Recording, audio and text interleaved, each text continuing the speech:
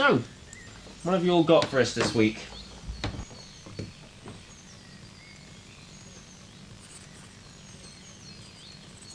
Ewan, would you like to start? Well, features have a series of articles on the Middle East, specifically Damascus, and specifically the deaths of 2 American reporters there. How many articles? Exactly 4 on that particular topic. 3 are by girls, and one's by someone called Graham. Didn't those reporters die months ago?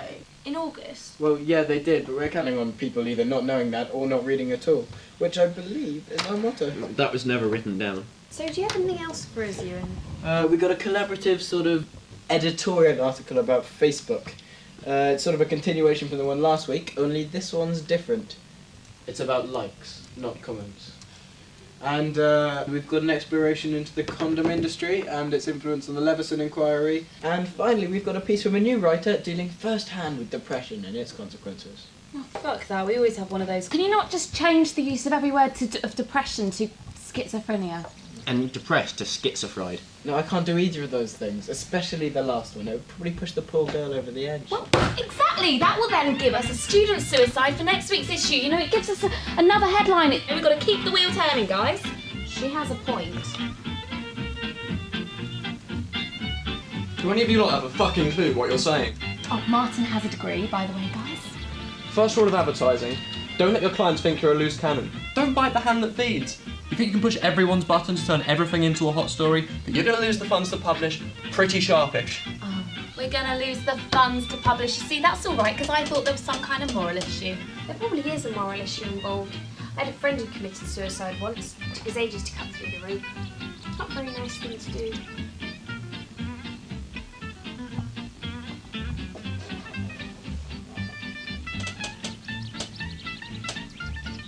Well, that was the most awkward pause since my dad tried to hide his porno and pressed the wrong button on the remote.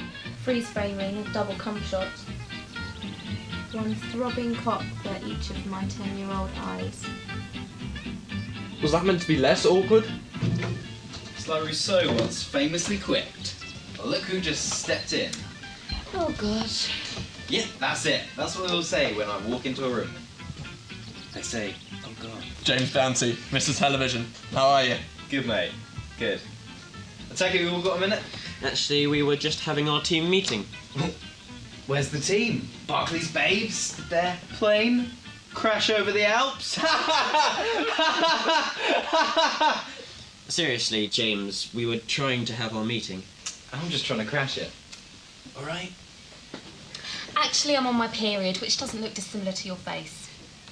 Got a good sense of humour there. You ought to appear on one of my shows. Oh, I've seen those. They're good. Hear that, everyone? Laura Wiggins likes our output.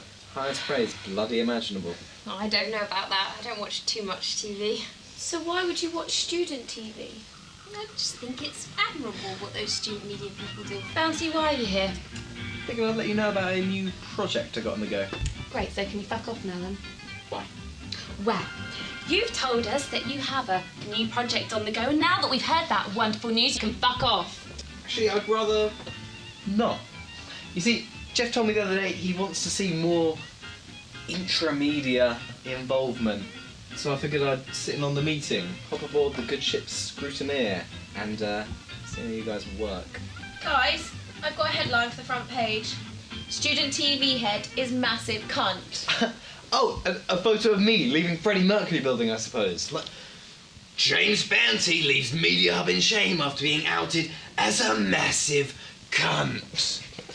Robin, you're so original with your insults. Jesus, at least Laura doesn't try so hard. Try to do what? Never mind. Right, he is clearly not going to go, so let's just get on with the meeting then. You're not going to listen to Jeff's advice and start coming to my committee meetings? No. Right. Anyone got any ideas for the front cover? And bear in mind that if nobody speaks up, we're going to have to make up some statistics about student prostitution and bitch about the guild for 500 words. Usually does the trick. But their stories need to be heard. Poor girls, forced into roaming the streets. Laura, we're just making it up. That's the point. Always knew prostitution was just an urban myth. I've got something. Not more of your shit and bowel attacks, please. No, I've got a story. Oh, Winnie the fucking Pooh? Tina, I have a legitimate and quite groundbreaking story that I think would do very well on the front page. I even sourced it myself. So, what is it? Well, basically, the history department are having trouble with a member of staff, academic staff. They've been getting terrible feedback from the students attending his seminars, and he's probably going to go soon, and I thought it'd be sort of interesting to expose it, investigate. You mean scrutinise it? That's why you're called the scrutineer. I always assumed someone misspelled scrote. We'll be scrutinising it, Martin, yes. Andy, you realise this is quite a good idea? Well, yes, that's what I've been saying. No, I mean, it's actually quite a good idea. I'm just surprised. Would you like me to get on to writing it then? Yeah, would you like him to get into writing it? How would your whipping boy do anything otherwise? Yes, Andy, I'd like you to write it. This story, it could really blow up. You know, get your sources, write it, whatever. We might even have it before press day, which, you know, would be better than the usual last-minute frenetic horrors that we usually have. I'll even give you some extra time, just in case you have any more shitting bowel attacks. I don't have any more problems Where with the my... fuck are the news eds? Why aren't they investigating this or commissioning it themselves? Oh, they emailed in. Apparently they both have colds. Yeah, I almost had a cold today until I realised I'd be on campus anyway. Yeah, I had a cold 2 days ago. Morning all! James! Made it to the big meeting, I see. Oh, I wouldn't miss the scrutineer's big meeting. Where is everyone? Oh, they all have colds. Oh, that time of year, I suppose.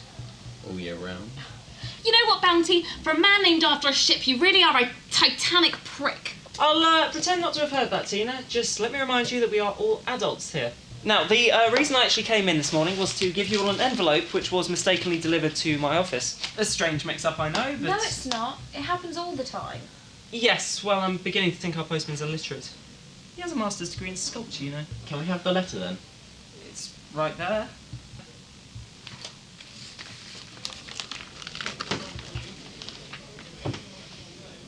Tina, I think this may be for you. You do realise that we're both editors, right, Andy?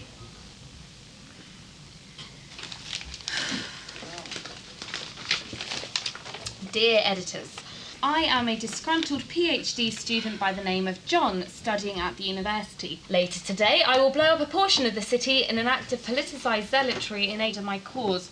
I would like to have an interview to be published in the Scrutineer so as to make my voice heard in case the worst happens to me, and he's given us his number.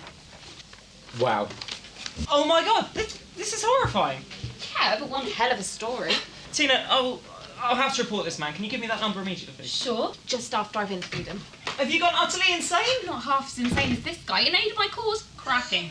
His cause? They're teaching practical terrorism in the history department now. Cause. C-A-U-S-E. I mean, he has even cut up a bit of the Scrutineer to make his letter. Fantastic. Tina, could you please give me that number immediately, okay? This is deadly serious. Oh, balls.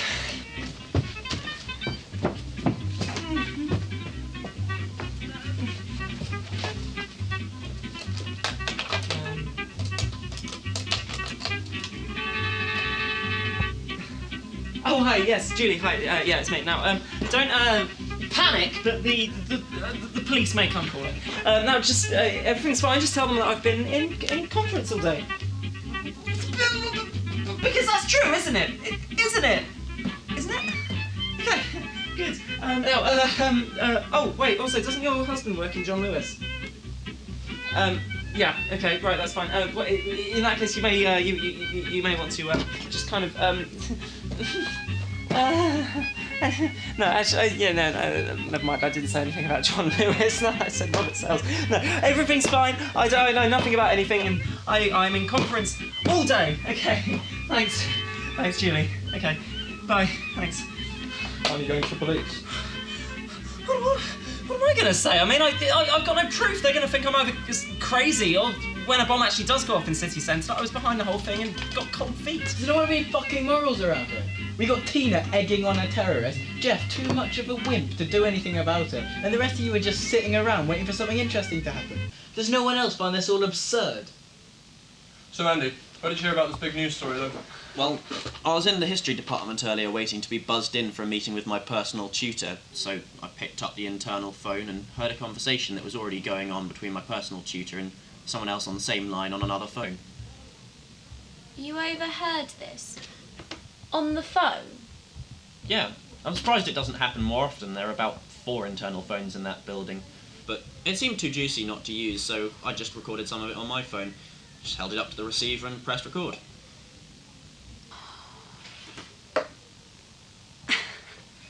Andy, have you perpetrated a hacking?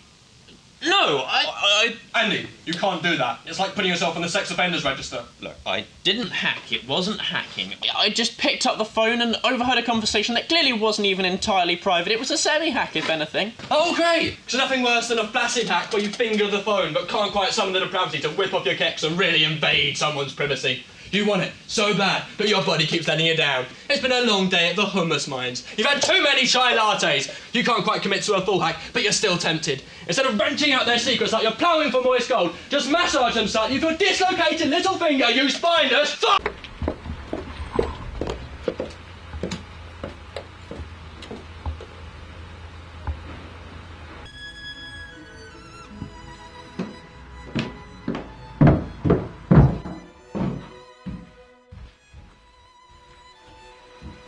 Did you find your way in all right? Well, when the door swung open, I thought I was about to be decapitated. Then, when I came in, I thought I might be chloroformed and used as your sex slave. Then I saw this little chair been put out for me, and I thought you might whip out a small gun, threaten me, maybe take me as some sort of hostage. But yeah, other than that, your directions were quite clear. The chair wasn't for you. I had a friend over for biscuits. Christ, where's he now? In the oven? I just want to make my story heard. You do realise that you told us you were an unhinged terrorist? But it's true, it's all true. I could snap at any moment. So, what are your demands then, Mr. Terrorist? Oh, not much. Just to be recognised for all the hard work I put in. No one notices me, you see, Tina. All my research, I'm just languishing in the history department, looking into Hitler's social life and wondering if I could ever become so charismatic. Me Biddle's a people person, see, Tina. I'm not much of a people person. I'm not even as charismatic as Goebbels. I'm more of a Rudolf Hess. I'm a laughingstock, a big joke in a department full of handsome thinkers and orators. Why do people know about Mein Kampf? My struggle. Tina, I'm not a Nazi at all. I'm just confused and fascinated by these men who held an entire world to ransom. I'm not a terrorist. I don't deal in terror. I just have a lactose intolerance and a half-completed PhD. Right. Well, that all sounds well and good. Nothing to argue with there. I can hear the condescension in your voice. I'm not being condescending, John. I don't deal in condescension. Are you mimicking me? Trying to undermine me? Please, John, you're a terrorist. Why would I want to upset you? I'm not a terrorist. I just told you that. But I thought you wanted to blow up a building. I thought that this student newspaper interview was your equivalent of a Taliban video. Oh, I don't want to blow anything up. Not anymore. What? I mean, what would it accomplish? Nothing. It'd accomplish nothing. I'm doing a PhD in history. I've no illusions about this. I know it'd have no impact on the world or the fate of my people. Your people? Other PhD students. Those who toil in the library all night long, enjoying nothing more but the privilege of the student name. Oh, I'm not a student, not anymore, not a proper one. I don't get pissed night after night and shag girls called Sophie. I don't do assignments the night before. I literally can't. My whole life is one long night before as I hack away at this absurd thesis of mine. Probably when you get published with the lowest of the low, Tina, the university underclass. No longer proper students, but not up there with our lecturing peers. It's time for the PhD students of the world to rise up, but I can't be the one to lead them. John, listen to me. You have to blow up that building. What? Andy, listen to me. You cannot publish any of this story. Look, it's not illegal hacking. It's just simple hearsay and tittle-tattle. Yeah, exactly that. Hearsay. But if you present it as fact, it's libel. Can I step in here? I already think there's room for a bit of creativity. Oh, creative. How, Martin? Well, spin the story a certain way. I mean, Andy's right. This is a pretty good scoop. At least for this rank. I like that idea. Oh, I don't. You've got to be careful, Yeah. Martin. You've got... But that's what I'm here for. Remember? Spinny, spin, spin. Creativity. This isn't a rave record, Martin. Like, what?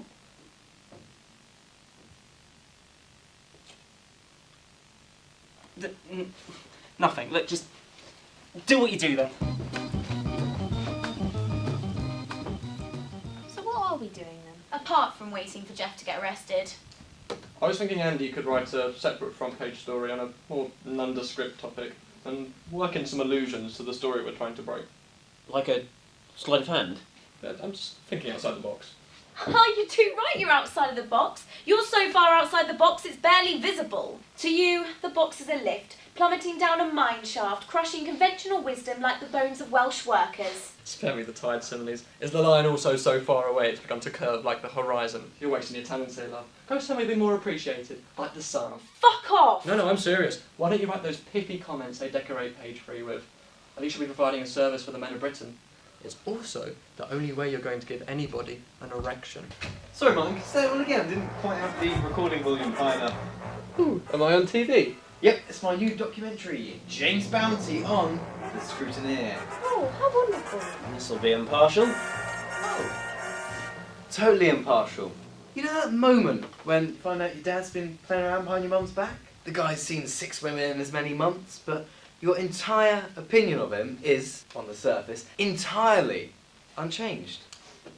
You know the guy's a prick, and you hate him and his cheating guts.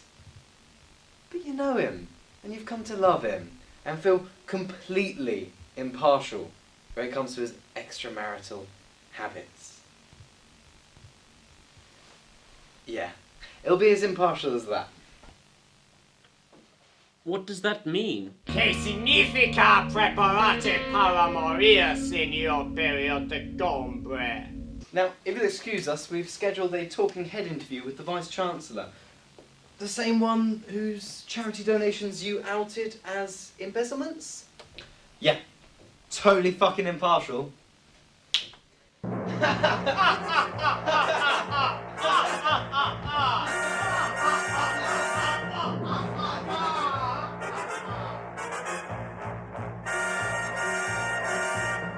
What are we living in?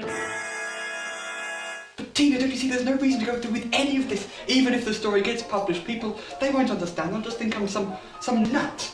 That the time is not right. But the time is right. Just think about it. In 30 years' time, all those liberated PhD students will be singing the name of John Travis. You will go down in history as an unfortunate martyr who was pushed to the limits, no, the very limits of the human condition by his diminished means. The blood-sucking vampires up at the Union will become the bad guys with the Vice-Chancellor up at the top as the latter-day Pontius Pilate. You, John, you are Jesus Christ. I'm not Jesus Christ. I can't afford to turn water into wine. I can barely afford water. Oh, Son of God. Not literally Jesus Christ, of course. It's a symbol for the fight for freedom. Do it, John. Blow up the city, watch it burn, and I will publish your story. You will? John. You are the most powerful man I have ever met. I simply must publish your story. Think how powerful you'll become. How powerful you'll be.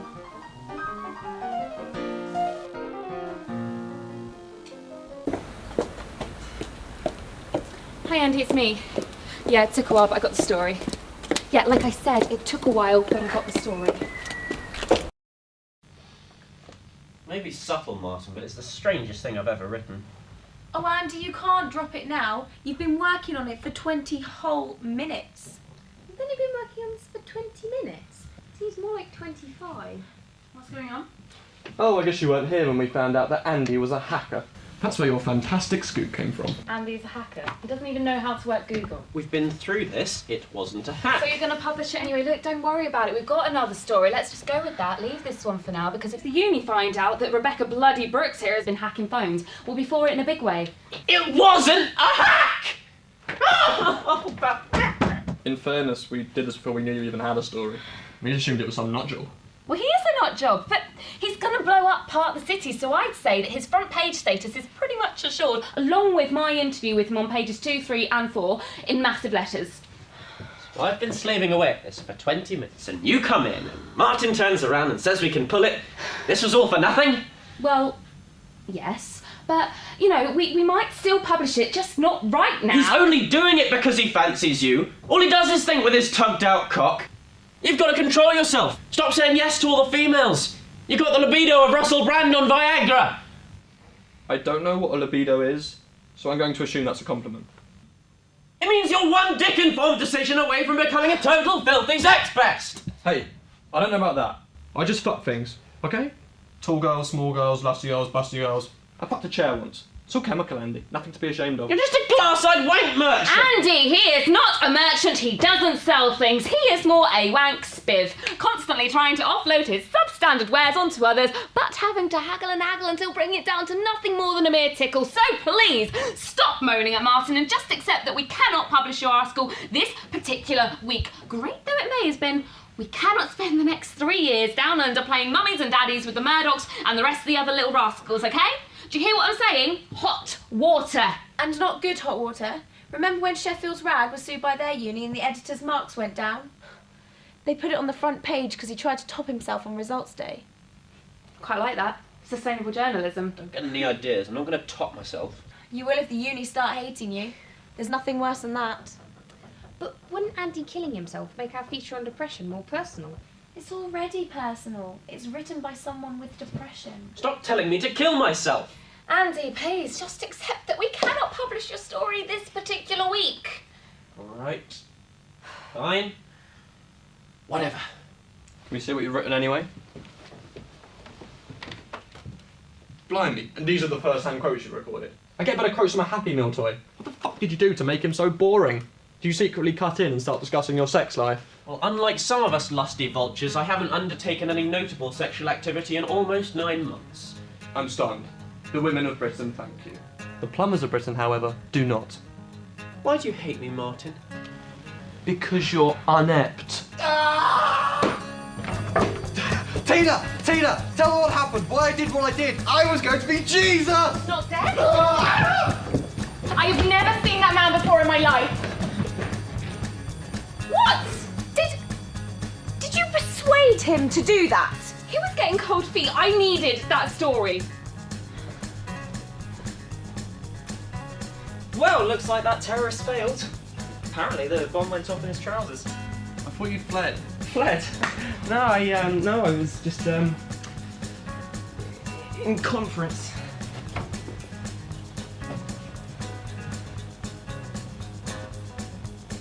Well, that was exciting. Disgruntled PhD student apparently got wind that the history department was going to fire him. Just in case you wanted something to write. Also, because it's bloody hilarious. He was going to be fired. Yep. Got wind of it this morning. Picked up the third receiver in the history department. Overheard the entire conversation. He'd also said he'd spoken to you, Tina. Though I don't suppose you know what he's going on about. No. No. No idea. Well, we did get this letter, but we put it in the bin, you know, thought it was a prankster or something. Yeah, and 9 out of 10 times it is.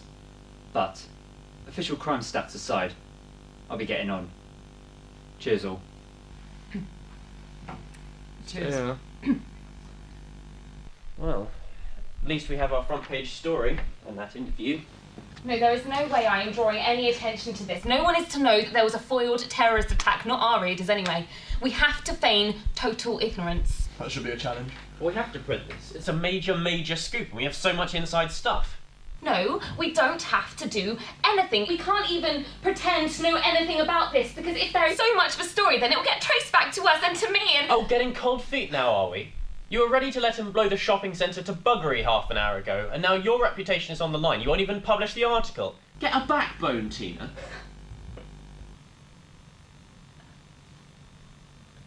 Get a backbone. Get a backbone.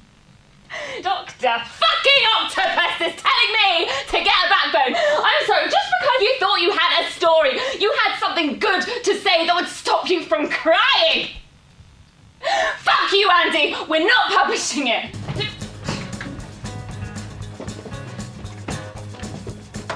There, it's gone. I can just write it again, you know, and I will.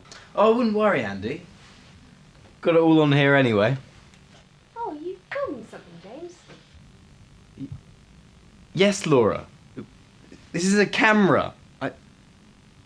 I'm using the camera to film. Jesus. Gotta say, actually, this documentary's coming along very nicely. I reckon the first few minutes alone will make an excellent teaser trailer. The Nationals will be very interested. He can't do that, right? Tell him he can't do that, Jeff. It's libel. It's always libel when we do something good. I'm sorry, Andy, but it's not libel this time. It's the truth.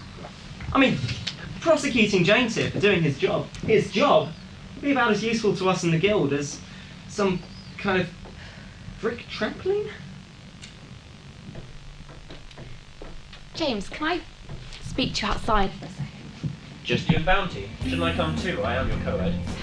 It's all right, Andy. It's my responsibility. A good captain should always go down on her ship. What? Andy, relax. I'll handle it. Well, I guess we're going to have to find ourselves a new front page then.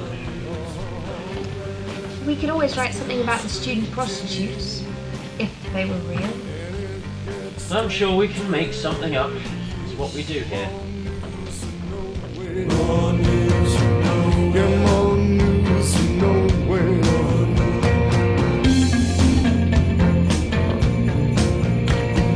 Don't it make you feel so sad? Don't the blood rush to your feet to think that everything you do today, tomorrow is obsolete?